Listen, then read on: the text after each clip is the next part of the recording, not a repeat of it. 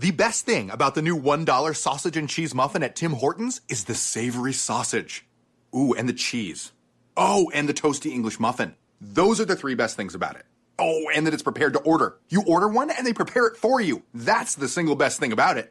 And that it's $1. Grab a savory sausage and cheese English muffin breakfast sandwich at Tim Hortons right now for just $1. Great quality at a great value. It's all good at Tim Hortons. $1 sausage and cheese English muffin sandwich. No substitutions. Limited time only. Participation varies.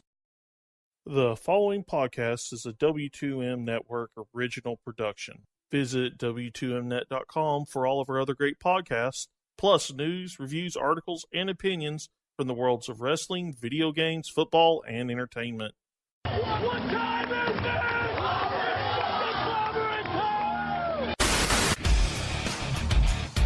it? Ladies and gentlemen, the Undisputed Era has arrived. You have the 25 days of Christmas. Impact's going to have the 25 days of releases. I send it you to deletion! Yeah! It's hashtag Alpha versus Omega. Let's just say hashtag aroused. No, you're going to step in that ring, and you're going to be looking at me eye to eye, and you're going to realize you ain't got a chance. Thank God we don't have to talk about it anymore, because she got that cancer out of there. Sean stole my answer. I'm just glad we don't have to talk about this anymore. And that's not an insult. That is just a fact of life.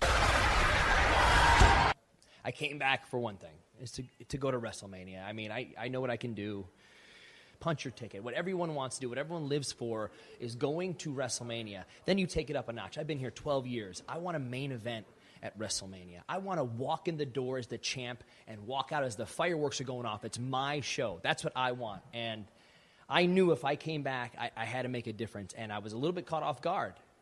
Shane McMahon put me in a match. I was in Tahiti, sipping Bay Breezes. Wow. And I go, 2 workouts a day, let's make it 3. And I came back, and I talked to you a few minutes ago, and I said, I have to punch my own ticket. I have to do what I do best. I know what I'm here to do. It's to be the best. I went 1 notch of proving it tonight. I think we got about big pay-per-view match. Take the title, walk into WrestleMania,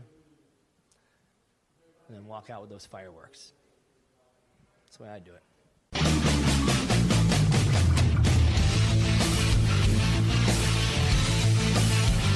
Ladies and gentlemen, wrestling to the max.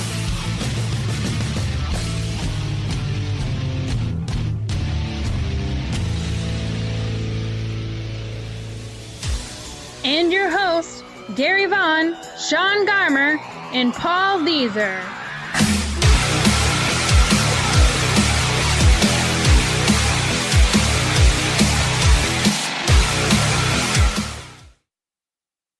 Hello and welcome to another episode of Wrestling to the Max. This is episode 286, part 2. And of course, we are brought to you by W2Mnet.com. I am, of course, your host, Gary Vaughan. Along with me is Sean Garmer.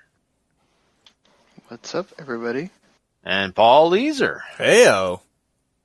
And guys, we have a show ahead of us that's going to be a lot of fun. We've got some interesting quick hits with some people signing contracts to promotions, and we're also talking a little bit of a Hall of Fame rumors for the WB, and really a conspicuous one at that, and some other big news for Impact Wrestling. So we'll be getting into those topics, plus we're covering Impact Wrestling's TV taping this week, and we're crowning a Superstar of the Week. I'm really excited about all that stuff. It's going to be a lot of fun. It's going to be a great episode. But before we jump into all that, guys, we've got to take a step back and face reality. And reality is that sometimes our world is really, really sad. And as most people listening right now know, you've heard it all over the news. You've heard it probably on many other podcasts everywhere else, but we're going to do it too. We're going to mention the Florida shooting. And of course, this is sadly a regular occurrence in the United States now, and that's not a very nice thing to say, nor is it a really a badge of honor that none of us want to take here in the United States. If you're listening in the UK or anywhere else around in the world, just know the Americans are not happy about this stuff, but we deal with it, and it's part of our world here. And I mean, sadly, we have 17 people gone now because of someone taking things into their own hands out of whatever reasons that are demented. But I know this cuts close to home for Sean for sure, living in Florida, living not too far away from where this actually took place. And Sean, I mean, I know you're like me. You're dealing with a lot of emotions right now. I have a daughter. I've got 2 kids on the way. This really cuts close to home to me. Yeah, it's frightening to think about. I mean, look, we're this. You don't have to be. The school that Anai goes to is one of those that it's a charter school where they have K through 6 in one building, they have 7 through 12 in another building, and they're kind of right next to each other. So you have kids of all ages all around each other, and all it takes is a person like this guy that's 19 years old and he has mental issues, and a 17-year-old high schooler gets bullied too much and can't deal with it, and maybe his parents don't pay attention to him, or he gets into the wrong stuff and brings a gun and goes into the little kids building, and I could be affected. So that's scary. I feel terrible for those parents that lost their children just going to school, and they're all excited about Valentine's and what they're wearing, what they're doing that day, and all that, and it's just, God, that you have to worry about what your kids are doing in school. It's just, I almost miss the times when the biggest thing you worry about is maybe somebody's going to take your lunch money or something. Mm-hmm. Now it's much bigger. Yeah, I mean, Columbine changed the situation when we were kids. I think Sandy Hook sort of changed the situation again for this generation. And I mean, now they're just school shootings rolling out en masse here in the States. It's terrible. It's I don't know how much longer you can really go without saying, look, America, we have a problem. And how many times are we going to keep posting thoughts and prayers on Facebook or whatever and not do anything? Like it's almost inexcusable at this point that this stuff is still allowed to happen. Yeah, I agree, and I don't care what political stance you take. This is tragic, and this is a very important thing that we need to take care of. This is serious. This is something that is what I heard a guy recently say, an epidemic. And what happens when epidemics take place? Well, they go and throw a bunch of money at it, right? And this is the one thing they don't do that with. This is the one thing they kind of put on the news, and then 2 weeks later, we're on to the next thing. We forgot that it happened. Mm-hmm. And we're not here to talk politics or really talk even social issues, but I think all of us here are just very sad, and we want to make sure that we throw our thoughts, our prayers, our wishes, all of those families affected. It's just terrible, terrible situation. And, I wanted you guys and myself to hopefully get across what we were feeling. And is there anything else you guys wanted to say before we move on to something else? There's a lot of people out there trying to do some good out of this. If we're sticking to wrestling, and Donovan Jijak has a GoFundMe out there. If you want to contribute, he's raising money for the families that were affected because the NXT does shows in that area where the shooting happened. And he's going to personally give that money to I think an organization out there or something like that. So, if you feel the need and you got some money to sling around, I'm sure some people out there could do some good with it. Yeah, definitely. Please do that. And, this is a cause that is very important. Many people were affected. And, let's be honest. I mean, this is going to be something that, just came out of the blue for people that may not have the funds to take care of this kind of situation. So please go help. Please be, alongside all these people that really need your support. So. It's hard to move on from such a sad topic. But I mean, I'm just glad to be here with you guys. This is why I love doing the podcast with Sean and Paul. I love these guys. They're my friends, and we have such a great time together and just chatting. I mean, we could sit here and chat all night just about anything. But we love talking wrestling, and this is why we do the podcast. And I'll just say this, sometimes I get a song in my heart, guys, and the song that I had in my heart was really, honestly, because of Rusev. I don't know if you guys watch the Mixed Match Challenge all the time. I do every week. I actually really enjoy it. I know the numbers don't say most people like watching it. I love watching the Mixed Match Challenge, and this week, Rusev and his song, it just really inspired me to really sing my own version of it. And mine, of course, says, Paul is the best, Sean number one. So, there you go. Oh, my God. What is going on here? I just had to say that because I love you guys. So. Rusev is a lyrical genius, is what I learned. We should do W2M Got Talent. Yeah. I think I just lost. So that's 3 X's I just got. So Harry, Patrick, and of course Glenn probably all gave it to me right now. So, but anyway, guys. Well, I think pretty much leads us into one last thing we're going to really quickly talk about. Paul, you went and saw Black Panther. What are you going to tell the people? Is it good, bad? Are they going to spend their money well? It is good. I enjoyed it. I think visually it's some of the very best work that Marvel has done in a movie so far. I think the plot, it's fine. It's very typical superhero stuff. So, don't look for them to reinvent the wheel or anything, but I think you go and you pay your money for the visuals and they are super worth it. There's some absolutely breathtaking sights in that movie. I can't wait to see it. I know, Sean, you're planning on going and seeing it. I'm planning on seeing it this weekend myself. So I hope it happens. I hope I don't do something else, Yeah, I think by the time we hit the Monday show, we'll all have seen it and we can have a little bit of a more discussion about the movie itself. But, right now it's fresh. You got everybody raring to go. So by the weekend, I'm sure we'll be hearing all about the sales numbers and everything else. Yeah, exactly. So we'll be probably talking about it more, like Sean just said, on the Monday, Tuesday morning show. So, all right, guys. Well, why don't we do? There will be all kinds of people watching it, regardless of what weirdos have to say about them. Ain't that the truth? Oh boy. So, all right, guys. Well, let's jump into some quick hits. Let us do that.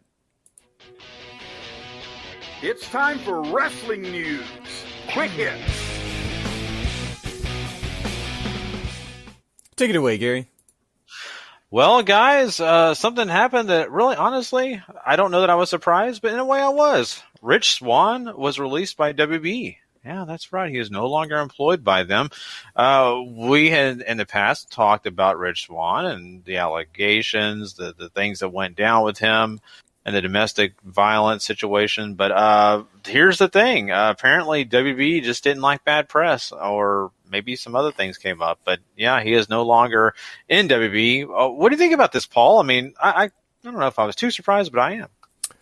I think I'm a little surprised more by the timing than anything, right? I feel like it's been a little while since we talked about Rich Swann and Su Young's incident, and then supposedly how they had patched things up and whatever. Or at least have found a way to get to a place where they want to stay together and seek help elsewhere or whatever. So, I'm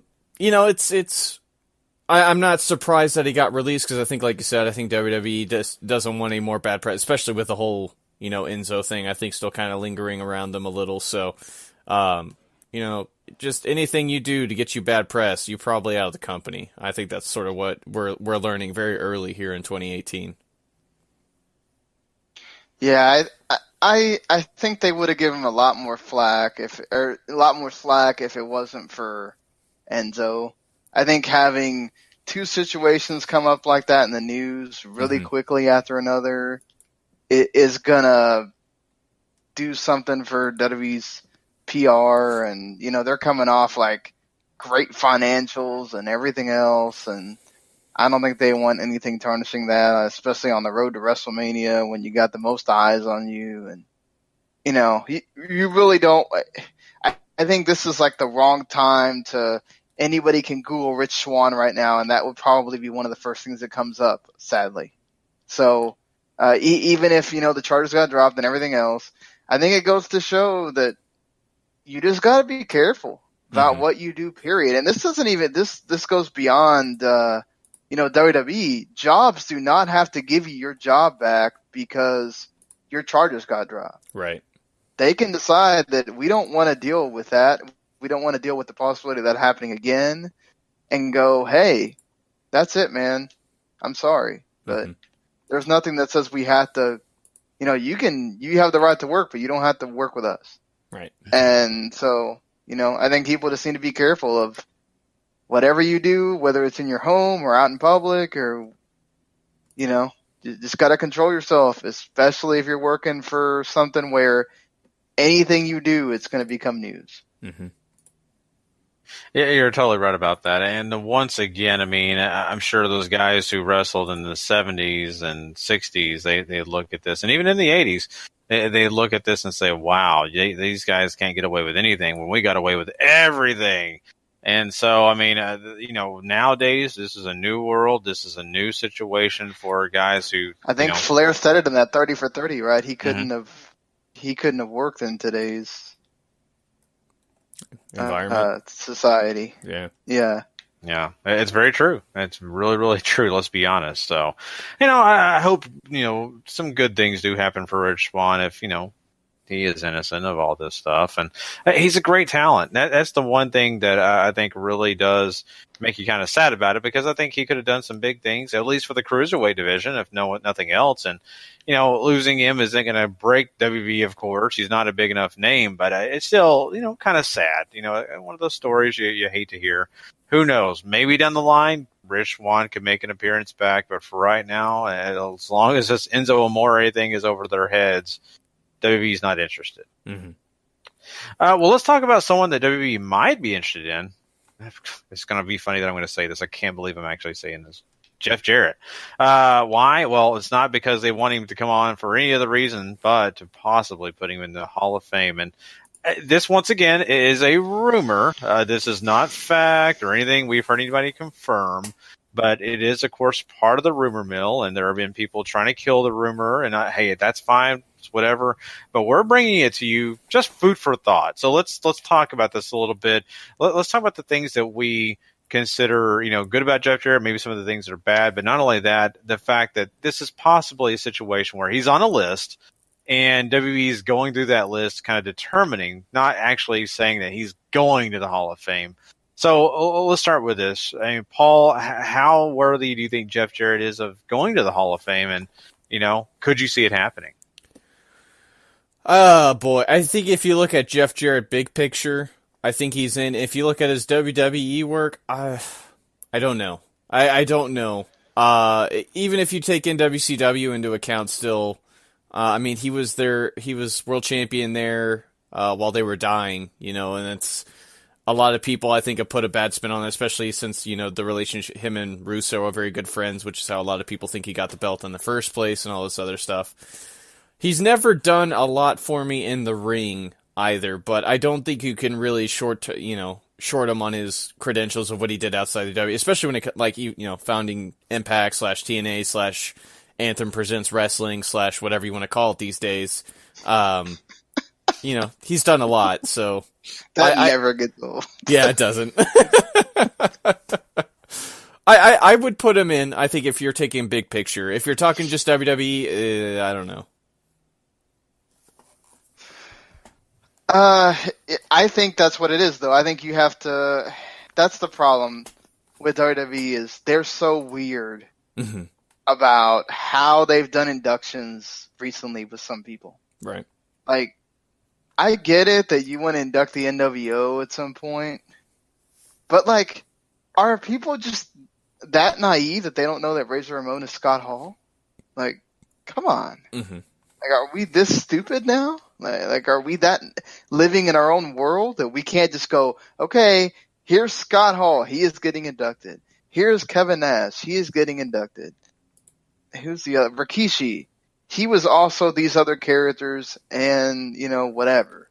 And it's like, Jeff Jarrett is for sure in, if you include all his work as a business figure and what he did for, whether you want to mention TNA or not, or, all that, the family he's in, and then also his work in WWE. If you put it all together, I think definitely. If you're including just WWE, WCW, I think you have a bone to pick there. But I mean, again, when the line is so low, anybody that did anything at this point, especially in the Attitude Era, where like almost anybody was something, they're gonna get in. And I think regardless of if they have a problem with Jeff Jarrett, he's gonna get in at some point, just because they're gonna need like secondary names to put in. Yeah, you're right. And, Jeff Jarrett's one of those guys that, like you both mentioned, I mean, he's done a lot in the wrestling business. He's not exactly maybe the best wrestler or doing, anything particularly to the highest level, but he's done a lot. And he's actually made a mark on wrestling, even if it wasn't, maybe to the level of some of the other guys that we would consider Hall of Famers. And I think he's got, a chair to stand on, but how stable is it? I don't know. I'm really kind of curious if WWE's even really all that interested. It wouldn't surprise me if he's on this list, but never really somebody that they're immediately looking to right away. Maybe someone that they may sneak in somewhere. Who knows? But yeah, I just it's really hard. I think Slapnuts definitely deserves a spot in the Hall of Fame. Yeah, that too. I mean, he did. I mean, I know Honky Tonk Man was sort of the first, whatever, but I think more than Honky Tonk, he kind of really brought it into. I mean, Elias does it, so I think there might be a lot of people, especially in our generation, that have no idea who Honky Tonk is, but they remember Jeff Jarrett doing it. Mm-hmm. That's very true, to be honest with you. So, let's see if Jeff Jarrett gets in. I mean, we still got a little time before WrestleMania. I mean, he may appear on our Monday Night Raw TV pretty soon here, just his face, saying he is. But their class is so strong. I don't want them to slow down that momentum. I want them to keep going with some strong names. I'm just being selfish that way. I mean, and usually the Hall of Fame members aren't stuff that they just. You don't have people just out of the blue. Usually they have some kind of something to them, right? Sometimes they don't get in that year, but they get in pretty close after. Mm-hmm. So, if not this year, maybe next. Yeah, that's true. Maybe. We'll have to see. Well, here's something that's even crazier, guys. Jeff Jarrett going to the Hall of Fame, that's pretty wild. But think about this. Hulk Hogan joining the Bullet Club, well, at least honorarily. That's something that's kind of wild to think about, but it could have happened this last year's New Japan's Wrestle Kingdom. Yeah, they were actually in talks with Hulk Hogan to come to Wrestle Kingdom and become an honorary member of the Bullet Club. Problem is the price tag. Mm-hmm. Yeah, that's right. Hulk Hogan, of course, the money man, decided that, he needed a good chunk of change to do this. Let's be frank. It was $750,000 for him to come. So New Japan's like, hey, you don't wrestle? No. And I don't blame him. Mm-hmm. I mean, Sean, do you blame him at all? No. I mean, they've done well without Hulk Hogan since the 80s. They will be fine without him too. I mean, so yeah, they may be going into some WWE tendencies, and what they do and, who they bring and all that kind of stuff, but they're not that crazy. So, and it's not necessary. They may take from the NWO and DX and all that, but they don't need any original member to make them stand out. The only reason you would need Hulk Hogan is if you hadn't gotten Bullet Club to the point where it is, and you need something to make it go over the top and finally hit with an audience, but that's not the case here. Yeah, I think for me this is Just makes sense, right? Why are you going to pay somebody that much money when really all he's going to do is make an appearance, and Hogan just wants to get his name back out there again? I think that's really all this was for him. If it helped New Japan, then that's whatever by him. But clearly, he's trying to get back into the limelight after all this stuff, and I wouldn't pay him $750,000 to show up anywhere. So it's crazy to me that, like, if you want your name in there, take a pay cut. Like, why would you charge an amount you know people aren't going to pay? Ego, brother. I don't even know that Vince pays that much for him to show up one time. Yeah, I highly doubt it. I don't think Vince. I mean, Vince will probably pay him, really nicely, but I don't think Vince will pay him that even. I think he's just taking advantage of the fact that he hasn't been there, and he's probably thinking, "Oh, brother, this is your biggest show. Well, then I'm going to take advantage of you." Mm-hmm. That's the way I think Hulk is. And, looking at this, I mean, I get it, New Japan, they had Chris Jericho on that Wrestle Kingdom to add a guy like Hulk Hogan. I mean, they definitely, have some special attractions there. And I don't blame him for wanting him, but I mean, it's just too much to ask. And not only that, there were some thought processes from New Japan's office that you sign Hulk Hogan on, and then Vince calls him, and then he just no shows. He just says, "No, thanks, I'm going with Vince." And so they didn't want that situation. They didn't want the headache, and I don't blame them. So Hulk Hogan, that's smart. It is smart, but Hulk Hogan wasn't smart because think about this, guys. He could have went to New Japan, could have been on New Japan's TV. You can cuss, do anything you want. He could have dropped as many slandered words he wanted to, said the N-word all day, and no one would have known. Except Americans. God. So, Hulk Hogan, if you wanted to do that kind of stuff, you missed your opportunity. So moving on past that. Sorry, I just had to say that. Moving on past that. Just imagining him saying terrible things. So moving on, I want to say something about Dolph Ziggler. And actually, I'm going to talk about Michael Elgin before I talk about Dolph Ziggler. Michael Elgin actually signed a 2-year deal with New Japan, and I think, not a bad investment on their part. Talking about horrible things. It's just you missed that segue, Gary. But, I know. He's in trouble for his own stuff, man. Yeah. But New Japan continues to ignore. So, it's a different culture. They may not understand the whole ordeal too. So I think you kind of have to give them the benefit of the doubt a little bit there, but. It's just when you have heads of digital streaming companies getting fired in America because they don't want Michael Elgin on their service, but New Japan's giving the man money, it's weird, but, it's not like he's the one that actually performed any actions. He was just somebody that didn't maybe do the right thing in someone's eyes or whatnot, and that really shouldn't take anyone's right to work away. This is tough, right? I don't know. Like, I definitely, if he knew something, he definitely should have told somebody. I think that's just sort of bottom line stuff there for me.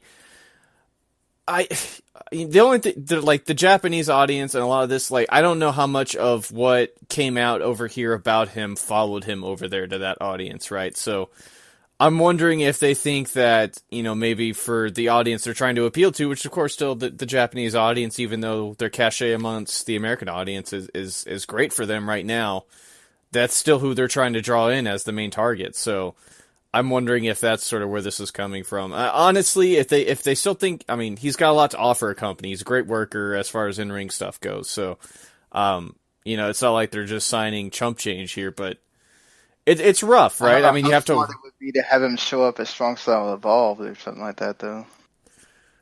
We gonna learn, aren't we, Sean? Yeah. I don't know. You can't blame him, right? They're signing somebody who's doing pretty well for him over there as far as a foreign Goshen guy. Yeah. Plus, he's sort of involved in a storyline, so I don't think they want him to go anywhere just yet. From their point of view, like I said, not a bad investment. From America's point of view, maybe someone you don't want to be tied up with. And I get it for all the different reasons, but I still feel like, let the guy work. I mean, he may have made a mistake, and you know what? Sometimes we have to forgive, maybe not forget sometimes, but sometimes you got to forgive, and then we'll see. I hate to be judgmental. Of course, I wasn't there, things like that, you know. Well, let's talk about someone who definitely made a judgment call, and that's Dolph Ziggler. Of course, we talked about this on our Part 1 episode, Dolph Ziggler re-signing with WWE, even though he was supposedly going to be heading out the door. And why did he stay? Well, it was money. Money talks for sure, and he signed a 2-year deal, apparently, worth $1.5 million. Now, this is, of course, you know, once again, not confirmed. This is something that we're hearing, but that's definitely a good payday. And of course, some of the other perks that Dolph's getting along with this, it feels like it's just about right here. I tell you what, Gary, I would do a lot of things for a contract for 2 years for $1.5 million. Jobbing out on WWE TV, certainly something I would do. Yeah. I'm in that boat too.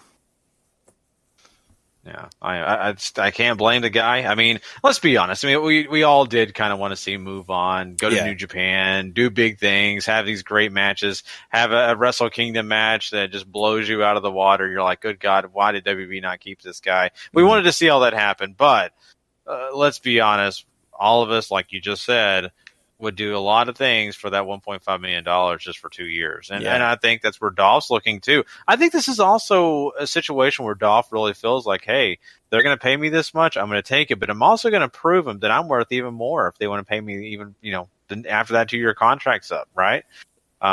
So, you know, it's just so interesting to me. And it also really interests me too, guys, because I think they like him for some reason, because they treat him so bad, but yet they want to keep him around so bad. It's like having a girlfriend or something like that she gets on your nerves, but when she's about to leave, you're like, no, stay, please. No. I think Dolph's age probably has something to do with this. He's going to be 38 this year. You don't know how much time you ever have left in the business, but I mean, $1.5 million goes a long way to securing some financial future for you. Yeah, definitely. So, well, congratulations to Dolph on that for sure.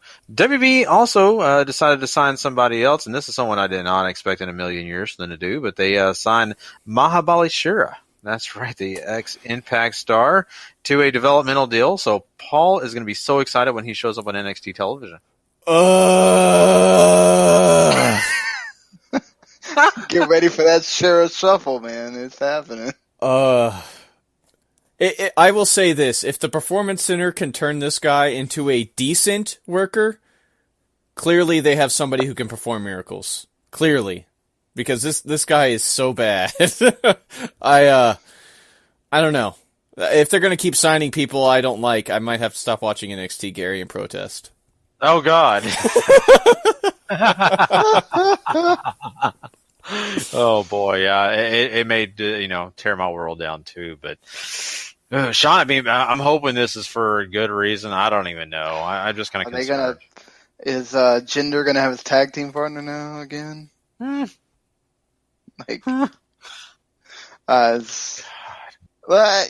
it's fine. They've made a point about India is important to them. Sign another guy. I mean, why not? What matters is, I think at this point, Triple H has proven that he can work miracles with almost anyone. So why not do it with Shira too? Maybe they can find a gimmick for him that works, and if we all we end up liking him. I think part of this too is maybe Triple H has some distractions for Vince, and so when he wants to do something, to sign a guy, he kind of throws another guy in front of Vince. So while he's putting EC3 over, he's going to put Shira out in front of Vince, like, flexing. He's like, yeah, give it to me. Flex more, So. Oh, God. Hey, sometimes I'm just saying. To keep EC3 on top, he's got to do something. So we'll see. Me and my projections. But you know what? WB's not the only one signing people. So is Impact Wrestling. Apparently, they are re-signing Eddie Edwards, and a guy that's been pretty loyal to him, a guy that's worked really hard. I think Paul, he's a guy that fits in there. He's a super talent too. This guy can go with pretty much anybody. So I'm going to say I think he's a pretty important piece of what they got going on. He's a guy with name value for them still, who has done a fair bit for him. He could probably still be a world champion for him someday. Mm-hmm. Yeah, I mean he's been a champ for them, right? Before I don't think he's been world champion for him yet. I don't think. Okay. Well, I mean he's proven that he can be in that division, even though they've tried to have him be in the X division and all that stuff. I think he can work. Just the important thing with him is gotta stay healthy, and that's what matters right now. Is if they're gonna sign you, you got to be on TV, and if he can do that, then he should be good. Yeah, hopefully he's a guy that they use. Mm-hmm. Yeah, I mean, I think you guys are right about that. And he's one of those guys that I really enjoy watching on a normal basis because he's done a lot of good things when it comes to, quality matches and, having some good storylines. So, I just can't remember. I swore he was champ at one time, but He has. He was champion back in October 2016. I thought so, but I wasn't sure. He got murdered by Lashley, which might be why I forgot. Yeah. That tends to happen. Yeah. When Lashley comes to town, a lot of things change. But yeah, so there you go, Eddie Edwards. I think that's a good sign for Impact and not WB, right? So, well, let's talk about something else that's really interesting. I'm getting Impact and WB involved together. Why? Well, because they are going to be a little bit involved together. Impact Wrestling is, of course, going to do their best to compete with WB in one thing. That's right. Impact Wrestling is going to be holding a WrestleCon show, and this will be taking place directly in competition with the WWE Hall of Fame on April 6th. In fact, they're going to air it right at showtime. So as soon as the Hall of Fame starts, so is WrestleCon. And this is going to be interesting. They're going to have as many stars as they can get on. You've even got Valkyrie joining in on this action. I saw Teddy Hart's going to be involved. But anyway, they're also going to put this on their Twitch channel live. So they're trying to scare a little, viewers away from WB, I think. Kenny Omega, Kota Ibushi, and Best Friends also on this show. Wow. Yeah, that's a pretty big deal there. I mean, I think WWE is used to people. This has happened for years now. They're used to people having stuff run against the Hall of Fame. It's the least interesting for wrestling fans, I think, of the three nights. And I don't think it's a big loss to them, especially because you're watching on the network and you don't have to watch it live. You can watch it whenever. And, whereas, and they, whether that thing sells out or not, it's not like you're seeing the entire audience or whatnot. So what matters to them is what TakeOver and WrestleMania do. That thing's just there to honor the wrestlers. And so, I mean, if you talk to certain people, they think they shouldn't even have crowds there. Mm-hmm. Mm. Yeah, I mean, it's basically become an extra way for WWE to make money that weekend, right? With that and Hall of Fame to it. So, everybody else piling in that weekend has found a way to sort of cut into it just because, you have WWN running their stuff. You have WrestleCon now who's running a bunch of stuff. I mean, we talked about this last year. I think they started running shows on Wednesday that week. And so I don't know if it's going to be any earlier or not this year, but I mean, running shows basically from Wednesday to Wednesday is what happened. So it's crazy just how much wrestling you can watch when WrestleMania comes to town. Exactly. I mean, trust me, it's a lot of fun. I mean, they always bring the best Mania weekend and that entire week. And so, I mean, it's all exciting. And I really am happy for Impact because, they have kind of stayed away from the Mania thing, right? They've kind of said, hey, we get it. We take our lumps. We're not WWE. But this time they're like, you know what? Who cares? Let's go get involved in the action. All the other promotions are doing it. Let's do it ourselves. And I got to give them props. I really, really do. Putting themselves out there like that, you got to take risk. And that's what they're kind of doing here. Just, seeing what they can get out of it. Yeah. I know House Hardcore's jumping in this WrestleMania weekend for the first time, too. Oh, wow. So there you go. I mean, Mania weekend, it's overwhelming, man. If you're a wrestling fan, your head almost explodes. Yeah. Yeah, you can't say you don't have choice, certainly. Exactly. There's so many shows you decide to go to. Definitely. So if that's the weekend that people wish they can clone themselves. Been there, bro. Been there. So, well, Impact's doing some other things going on right now. They have also revealed that they are going to have a new pay-per-view called Redemption. That's right. That'll be taking place April 22nd, and that'll be held in Universal Studios in Orlando. So going back to their old stomping grounds and not doing it in Toronto. Yeah, that's kind of interesting. What is there to redeem, Gary? That's what I want to know. I don't know. That's the scary thing. I wish I knew. Are they redeeming their checks finally? Oh, you gotta wait 6 weeks until after the pay-per-view, Sean. Yeah. Maybe they're redeeming the ones from the 6 weeks before. It's payday. Let's put on a pay-per-view, guys. Yeah, exactly.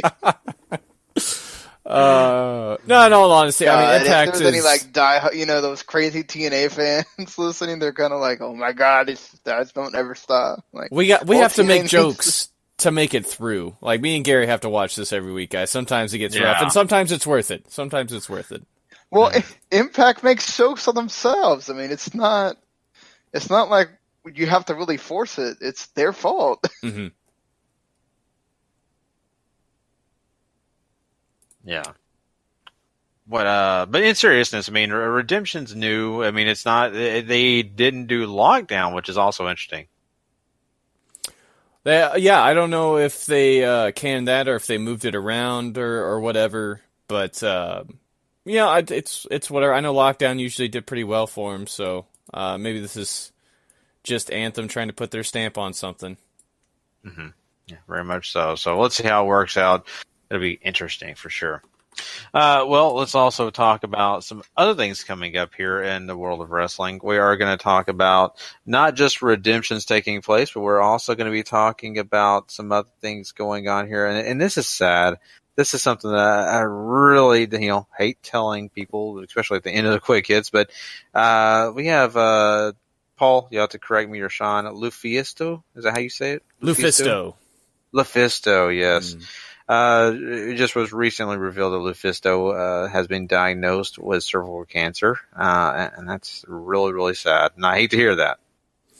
Yeah, this is rough. She's had a terrible go when it comes to her health. Not only recently, but just long term. Not only with the style she used to do deathmatch wrestling for CZW, so she got nicked up there. But she's had heart problems, and now this. And my heart. She's so talented. She's so great at wrestling, and this really sucks.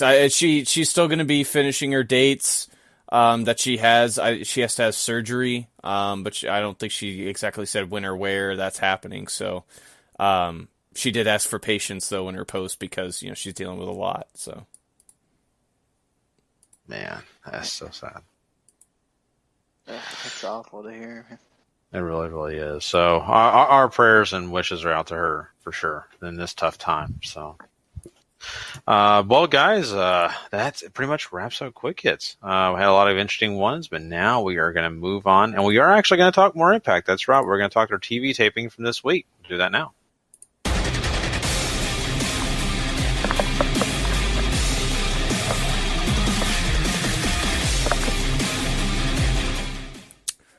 Boy, oh boy, Gary, did they give us a lot of wrestling this week, which is nice because it means we didn't have to sit through hours of angles, which is pretty nice. So, because that's usually what Impact is. Yeah, for the most part. They open this week, though. Sami Callihan taking on Lashley, and this was sort of fallout from last week whenever OVE, Jesus, if I can talk correctly, jumped Lashley in the parking lot and stuck him in the trunk of a car randomly. This goes to DQ finish after you had the rest of OVE run in to save Sami from basically getting murdered by Lashley after he pissed him off by with some running boots that just basically did nothing to him. This was fine. I didn't. I'm not going to say this put me over the moon or anything, but it's not like this was the worst wrestling I had seen this week. Yeah, I mean, I think for the most part, they're trying to get this storyline over, and they're doing it by, of course, showing that Bobby Lashley is still, walking Armageddon, still tough, and they really proved that here because Sami Callihan couldn't get over the fact that, no matter how many of those running boots, couldn't go down. But they used everything else under the sun to try to keep him distracted to, of course, finally DQing this match. And I think it's okay. I don't have, anything terrible to say about it. I think this is fine. It wasn't overly inspiring, though, Paul, and this is still a short storyline, so I'm not exactly on fire for it, right? It's so fresh, and it feels like they're kind of hit the fast forward button. Like, this should have been, like, down the line, but they went ahead and did it now. So, but the one thing that I did kind of pop for was that spit take that they did, where that just every time I see that just is so disgusting. I just that's the one thing I'm like, oh. You have OVE do a beatdown on Lashley before Eddie Edwards comes in to make the save to clear out the ring and such. So, looks like we might have a tag team or a handicap match in our future. But I'm with you. We kind of know how the story ends, right? We know Lashley is not with the company anymore. I'm assuming that's why they fast forward, is they have to get through everything they can to make sure this at least plays out some way well for OVE by the end. We move on to Eli Drake talking about his title match tonight with Austin Aries. He believes he's still the real world champion since he keeps calling the Aries match a fluke. We get a Cage high package. He's debuting tonight, which I'm super excited for. It's the main reason why I wanted to watch this episode. LAX hanging out in the clubhouse, running down the Cult of Lee. They keep talking about expanding business operations, whatever that means when you're a pseudo gang, I guess, for lack of a better term. Anything you want to jump on here before we move on? The LAX stuff, but that was almost unnecessary. Yeah. I mean, very honest. That was real. It's like Conan mentioned something about wrestling instead of the drugs and whatever else they're doing. Anyway, so that was kind of needless. Yeah, that's pretty much it. Yeah. We get a flashback of Laurel Van Ness's failed marriage to Braxton Sutter, and then, of course, how Allie and Sutter became a couple and all that, since they're currently feuding and all that. Allie ends up showing up at the building after this, and she hears some spooky noises, and we know she's supposed to meet her secret admirer later on, or at least sometime tonight. Let's go ahead and fast forward to that, because I actually kind of got a little chuckle out of this. She gets like this big heart-shaped box of candies, and Laurel Van Ness jumps in and scares her, and Allie ends up attacking her and stuffing her back in the box, because that's where Laurel was hiding. I don't know why I found this funny, Gary, but I chuckled pretty hard. It was kind of funny. I'm not going to lie. It was funny. But yeah, I mean, it was kind of weird in a way too, though. I don't know. There wasn't a lot said here. So this reveal didn't just do a lot for me or anything. And they already kind of gave you a lot of the information, the recap stuff. So, I mean, it was okay. And, I'm not going to hate on it too much. I get what they're trying to do, but I don't know. It was more funny than it was anything serious I took out of it. Right. Moose ends up getting interviewed a little while later. Before he can really say anything, though, Patron attacks him and blames Moose for costing him his number one contendership in the Fatal 4-Way last week. And then we get Hanaya taking on Rosemary here. About 4 minutes, Rosemary ends up getting the win. And in the post-match, you have Hanaya do a attack on Rosemary. They end up brawling around before Rosemary starts biting her, and this freaks Hanaya out, and she runs off. Yeah, I think we know the end of that story too, don't we, Paul? Yeah, we sure do, buddy. I get it, what they're doing with that. And, I like the fact that Rosemary kind of got some retribution, right? Because they had Hanaya beat Rosemary down pretty well. But I do want to say that I'm trying to think of the guy's name now. The guy on 205 Live, the last name with a T, the little Japanese wrestler. Akira Tozawa. I sorry, just blanked on me. I just wish this would have been a part of the show where Akira Tozawa comes out and goes, "You're fired." Oh. Tozawa's Vincent K. McMahon impression is just the absolute greatest thing on 205 Live. Even better than the insane amount of great wrestling we've had. Yeah, so that would have been perfect. I would have popped like no other. But anyway, that's not what happened here. But anyway, yeah, I mean, I'm glad for Rosemary, and I don't know what they're going to do with Hanaya. I don't know if she's on any more tapings or not. I have no idea. But I kind of like this with Rosemary. And I also want to throw a big shout out to Patron. I never thought in a million years I'd say this, but thank you for doing that, Patron. That segment went a lot better with the attack. Yeah, Moose still hadn't really gotten the promo stuff down yet, has he? Still working. Still rough. EC3 finds out that his partner tonight is going to be the returning Tyrus for his tag team match against Matt Sydal and Johnny Impact. And this tag match is very meh, if you ask me. I don't know. EC3 ends up putting his feet up on the ropes to get the cheap win on Jesus, I think it's Sydal, to keep that feud going, essentially. But, I mean, there's nothing really here, I think, to really just write home about. It's just holdover stuff. It really is, and this is just thrown at you. These are the matches that are really hard to care about because they're just thrown at you. And hey, okay, I'm not trying to belittle anybody, but I'm just going to be very honest. If I go to a local indie show, that's fine because a lot of these guys have to do that to keep going week to week. This is a show where, there could be storylines and all that in TV taping, and I'm just like, you just threw this at me and I'm supposed to care. And I just don't. Even EC3 winning doesn't do a lot for me because I know the end of his story. So. Exactly. It just, getting past these tapings, it might be a bit of a chore, Gary, just because we do know so many people have left Impact now. It's kind of hard to get invested in some of the stuff they're doing. Yeah.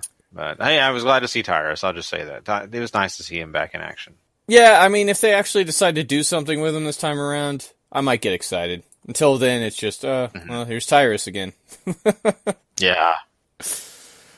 We cut to Jimmy Jacobs and Congo Kong invading Park as we continue to gear up for their Monsters Ball match. Kong ends up destroying Joseph Park's office, and Jimmy is very pleased by this. This is kind of a nothing segment, if you ask me. What isn't a nothing segment is Cage absolutely murdering this poor John Cruz guy. Oh my goodness, Gary. Multiple power bombs, a big buckle bomb, a lariat, Steiner screwdriver. Somebody break out the headstone for John Cruz because he ain't wrestling no more. He's dead. Yeah, he's gone. At first, I thought I was watching Lucha Underground. Yeah. So, glad to see it back, and then I realized that, no, it's not cold enough in that. Exactly. It's not blue enough. So, nope, not at all. So, but no, I'm right there with you. Brian Cage, it's great to see him, back in action and doing, this, killing people. So, happy to see it, and I had no problem with it. It is what it is. And I've got to say also that the previous segment you talked about, good God, why do I still care about Abyss coming back? I don't. I'm just sorry. Please. It's just the silliest thing. I'm sorry. I have no interest in that whole thing. And I don't care if the Princess Jimmy Jacobs tells me I'm supposed to. I just don't. Yeah, I mean, you take one of the most interesting people in the world in Jimmy Jacobs and stick him with somebody as boring as Congo Kong, and here's what you get, guys. Here's what you get. Yep. Colt Ali spent some time looking around backstage for LAX. They don't find him. They find some of the Indian guys, a part of the Mumbai Cats or whatever the name of that stable is. I forget, but they beat up them. So probably setting up something for next week. X Division title match is up after that. Ishimori defends against Fantasma. I dug this. I thought this was great. Lots of fast-paced action. A little north of 13 minutes. Ishimori ends up putting him away with the 450. This is good stuff. I would definitely go track this down. Yeah, I agree. It's an exciting match. Ishimori, though, let's be honest, Paul. This guy just never fails at spectacular. He's having great matches every time he gets in the ring. So if you just mention his name, I'm going to be like, yeah, I care. I want to watch it. So, yeah, good stuff. I'm really happy. There's a large part of me that hopes that Ishimori's run here has gotten more eyes on Noah. Those guys have been doing some great work over there, so fingers crossed for those guys. Moving on, though, main event time, world title on the line, Austin Aries, and all of his championship belts. He's got like 12 of them. I'm kidding. I think it's more like 5 or 6, but he's got a bunch. Taking on Eli Drake here. Aries ends up retaining. You have some Chris Adonis interference that does not go well for anybody, and Aries ends up hitting the Brainbuster. 1, 2, 3. He's still your man. Yeah, this is a pretty fun match to watch. I think they did a pretty good job of really selling, Austin Aries is, in control of his faculties, despite the fact that you have Adonis trying to screw him over, So I think that's a good deal. And then, of course, Eli Drake is Eli Drake. And, they may not have the perfect chemistry, but I still feel like they did a pretty good job. And they really put across the fact that both of these guys want that Impact Championship belt. That's what I got out of this most of all. And they were willing to push it to the limit. And they did. And I felt like, Austin Aries getting the victory here was the right way to go. But still feel like Eli Drake was right there with him the whole time. And that made me happy. Right. I think that's what I appreciated most about this match was Drake sort of getting a chance to look like he could hang with Aries, especially after getting basically supremely dealt with very quickly in the fashion that he did to end his title run. Giving him this at least feels like you're trying to salvage something for this guy, and I do appreciate that, especially for how much work they tried to put into making it matter. It's nice to see this. Yeah, I couldn't agree more. I really couldn't. That does it for Impact this week. And not a bad episode. I think your last 2 matches, absolutely worth go tracking down. Maybe not worth the rest of the show, though. Yeah, exactly. And hey, if that's all you have to watch, that's going to get you at least in a good mood because those 2 matches are a lot of fun. So. Yeah. But yeah, that is our Impact. And of course, now we have one last thing to do, and that is crown a Superstar of the Week. We're going to do that next. Superstar of the Week.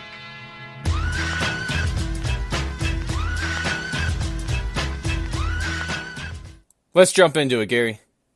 Alrighty, guys. Well, we are going to crown the Superstar of the Week, but we got to first give a point off to someone who I think we just talked about, Mr. Austin Aries. That successful title defense is worth 1 point. But Aries, he's got like 12 championship belts, so I'm sure there's a lot to console him there. Yeah. Oh, man. The man of many. Well, we got to give 2 points out, and that guy that we're going to give it to is Drew Gulak. How great has 205 been these last week? Drew Gulak turning the corner, going from Mr. PowerPoint to Mr. I'm going to stretch you until you can't stretch no more. His match with Tony Nese this week was awesome. Go watch 205 live, people. It's awesome. Do it. Yeah, you have to. And the reason is because, there's on this card that we were very, very close to putting up here in the rankings. And it just got edged out, man. But it's just so much fun to watch now. And heck, every time I'm watching 205 Live now, I've got my shirt halfway off just because of the excitement. So trust me, it's worth your time.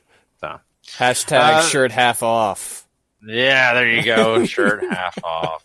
Crop top. Anyway, if someone else that gets me really excited and who's going to get 3 points this week is Pete Dunne. Oh, boy. Pete Dunne, Roderick Strong. Great match on NXT this week for the UK title. As per usual when Pete Dunne is in town defending that belt. hats off to him. Hats off to Roddy. Great match. Great match. Oh, definitely. Another one you got to go check out if you have not had a chance to see it. So, well, we're going to give 4 points to a guy that's no stranger to our high point system, Okada. This guy just continues to be amazing at everything he does. Entering a ring, making money fall down from the top of a building, wrestling somebody for the IWGP Heavyweight title. I mean, it's just like breathing for him now. Just like getting points on our board here. He gets 4.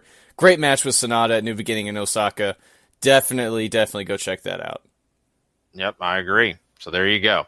All right, well, we're going to give 5 points, and the guy that is crowned our Superstar of the Week, Will Ospreay. Who would have thought a feud about being called a cat would end up with somebody getting 5 points, Gary? Not this guy. Not this guy. But Ospreay and Hiromu did it. Wonderful, man. I mean, these guys might have sent themselves to a bit of an early grave with how hard they were bumping in that match, but Jesus, was it worth it? Like, just a great match. Go check it out. Will Ospreay, Hiromu Takahashi, crushing it, just like they always do.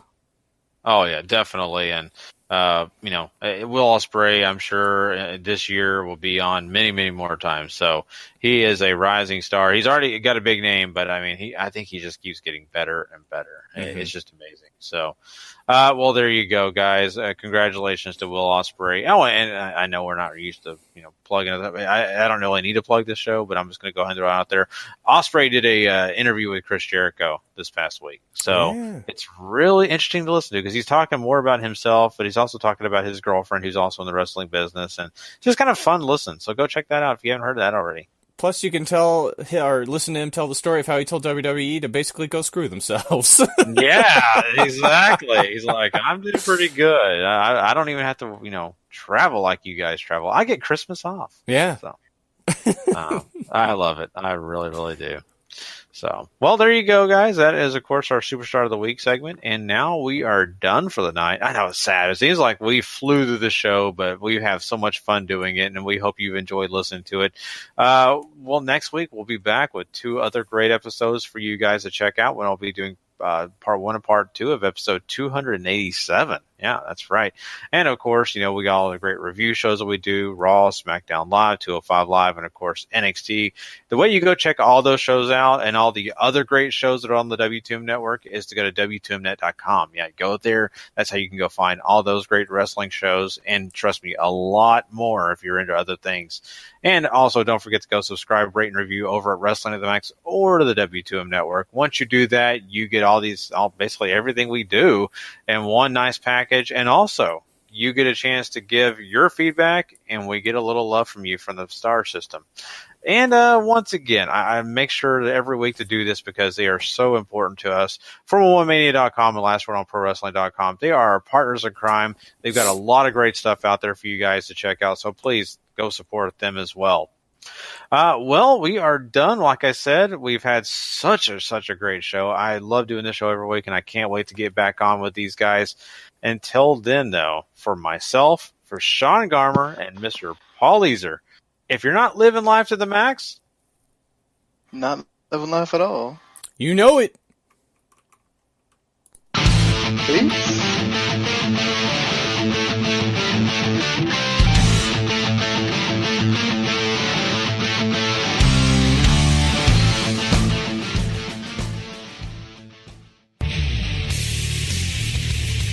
The previous podcast is a W2Mnet.com original podcast. For more great content like this, go to W2Mnet.com for the worlds of wrestling, video games, entertainment, and sports.